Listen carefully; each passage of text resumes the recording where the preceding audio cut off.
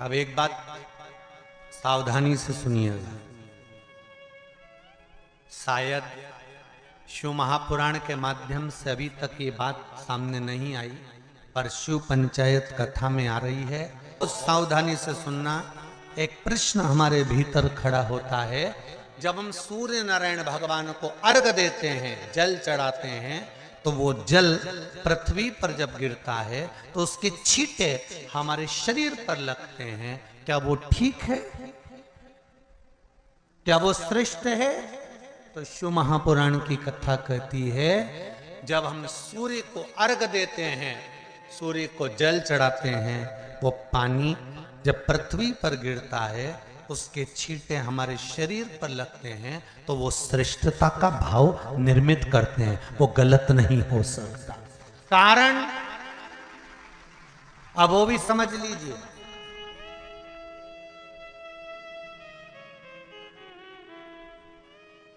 अब सूर्य नारायण भगवान को आप जल चढ़ा रहे हो तो छींटे नहीं लगे, उसके लिए क्या स्टूल पे चढ़ के चढ़ाओगे कि कुर्सी पे चढ़ के चढ़ाओगे? अरे बोलो तो सही। अब कई लोगों के दिमाग में यह बात भरा गई कि हम भगवान को जल चढ़ाते हैं, वो हमारे शरीर में छींटे लगते हैं, जमीन पे से पानी गिरता है, वो हमारे शरीर को छींटे लगते हैं, भगवान को अच्छा नहीं लगता होगा। कौन ने कहा? पहले तो उसको पकड़ के ला। मेरे राम जी महाराज, मेरे भगवान कृष्ण,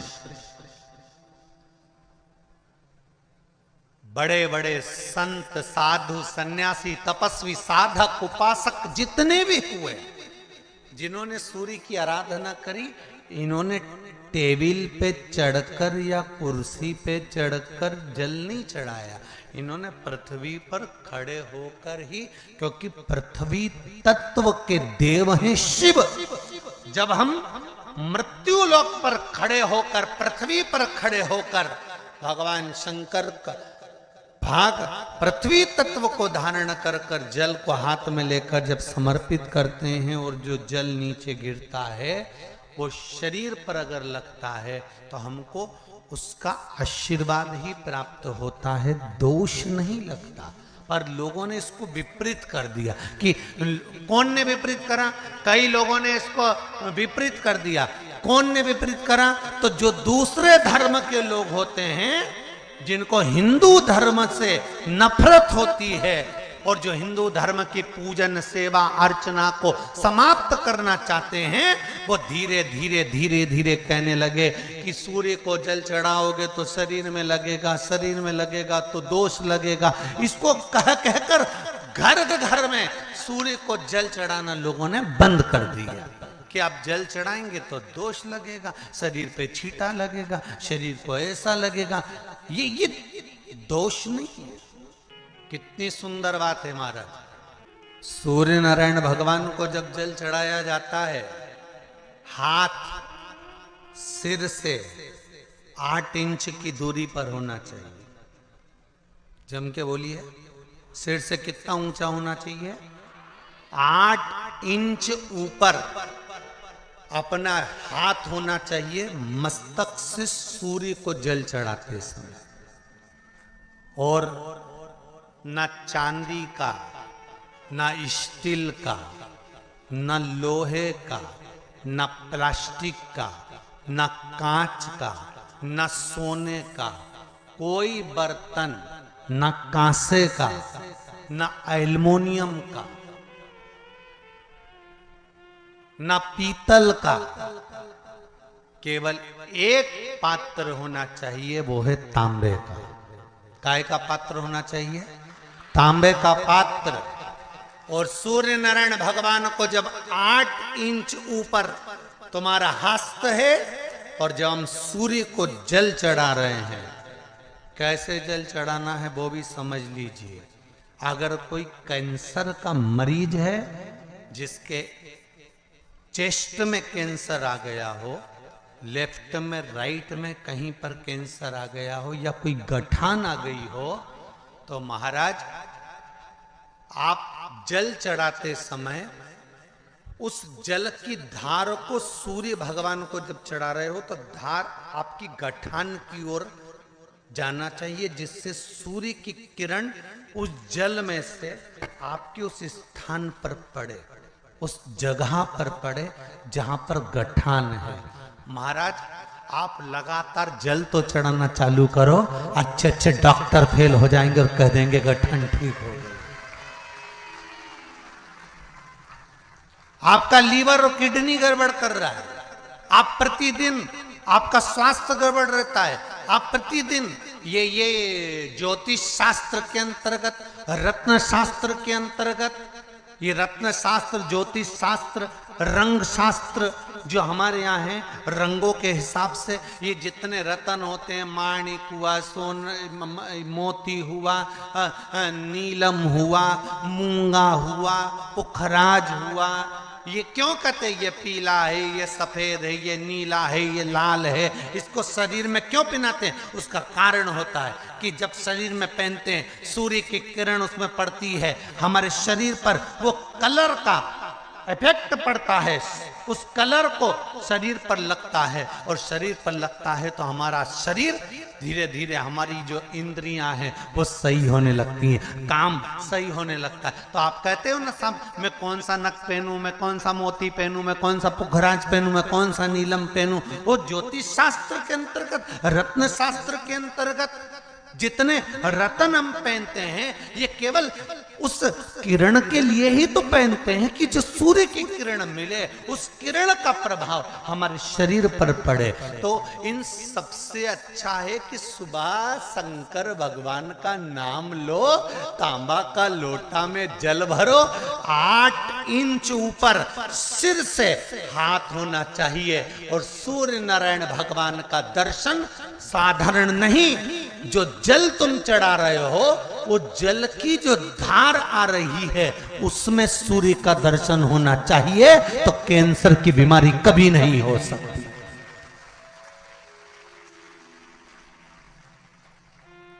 लीवर, किडनी, हार्ट, आपके हार्ट में अगर तकलीफ है, डॉक्टर ने कह दिया कि इसमें नस चोक है, आपको कहीं ना कहीं छल्ला डलेगा, आपको कह दिया इसमें कुछ ना कुछ प्रॉब्लम आ रही है, आप सूर्य को अर्घ देना चालू कर दो, सूर्य को जल चढ़ाना चालू कर दीजिए। आप सूर्य को जल चढ़ाओ, वो जल की जो तरंग आ रही है, वो जल जो निकल कर जा रहा है, उसकी जो किरण आपके हृदय पर, आपकी छाती पर पड़ रही है, नाड़ियों में पड़ रही है, नसों में पड़ रही है, उसका बल देखो तो सही। 1 महीना लगातार चढ़ाओ तो 15 दिन 20 दिन कर तो देखो। क्यों राम जी महाराज जल चढ़ाते थे, क्यों भगवान कृष्ण जल चढ़ाते थे सूर्य को, क्यों दशरथ जी महाराज जल चढ़ाते थे, क्यों कश्यप ऋषि जल चढ़ाते थे सूर्य को, सारे 33 कोटि देवता, सारे ऋषिवर, साधु संत सन्यासी तपस्वी साधक उपासक सब भगवान सूर्य को अर्घ दिया करते थे। क्यों देते थे, किस लिए? सूर्य नारायण भगवान को जल चढ़ाते समय आपके पंजों की एड़ी ऊंची नहीं होना चाहिए, ध्यान दीजिएगा। आपका पंजा पांव का पूरा की पूरा जमा होना चाहिए भूमि पर। हाथ कितने इंच ऊपर? 8 इंच ऊपर होना चाहिए। जल जो गिरे, सूर्य की किरण, सूर्य का दर्शन उस जल की रोशनी में करना चाहिए। क्या होगा उससे? जिस बच्चे को आंख में चश्मा लगा हो, मोटे से मोटा चश्मा लगा हो, छूट नहीं रहा हो, तो थोड़े दिन उसको सूर्य का अर्घ चढ़वाना चालू कर दो और जल में से सूर्य का दर्शन कराना चालू कर दो। सूर्य का दर्शन जल में से 2 महीना, 2.5 महीना बहुत है, आंख की रोशनी बढ़ जाएगी, चश्मा हट जाएगा। आप कर देखिए। अब एक प्रश्न और खड़ा होता है सूर्य को अर्घ देने का। गुरुजी, पंचदेव पंचायत में सूर्य नारायण भगवान शंकर की पंचायत में हैं। सूर्य नारायण को हम फ्लैट में रहते हैं, हम फ्लैट के अंदर रहते हैं, तो हम फ्लैट में रहते हैं, हमारे यहाँ अगर छज्जा नहीं है, हमारे यहाँ जगह नहीं है, तो हम सूर्य को अर्घ कैसे दें? तो महाराज खिड़की तो होगी, अगर घर में फ्लैट में पानी ढूलेगा और आप लोग नहीं समेट सकते तो एक बाल्टी रख लो, एक पात्र रख लो, पर सूर्य नारायण भगवान को अर्घ देकर रोशनी शरीर पर पड़ना चाहिए। जिंदगी में कभी कोई बड़ी बीमारी नहीं आ सकती। कितने लोग देते हैं सूर्य को अर्घ? जरा हाथ उठाओ। बहुत बढ़िया, बहुत जोरदार। पुरुष लोग भी देते हैं ना, चाहे बच्चे से बच्चा हो, बच्चों के हाथ में भी एक लोटा पानी पकड़ाओ। घर में छोटे बच्चे हो ना, उनको तांबे का लोटा दो, पानी दो, जा बाहर खड़े हो जा, एक लोटा पानी चढ़ा के आओ। पहले दिन आप स्वयं बच्चे के साथ बाहर खड़ी हो, ओटले पर, घर के बाहर खड़ी हो, छत पे खड़ी हो या घर के बाहर खड़ी हो, और बच्चे से कह लो चढ़ाओ बेटा, देखो ऐसा हाथ 8 इंच ऊपर करिए, तांबे का लोटा लेकर पानी धीरे धीरे डोलना है।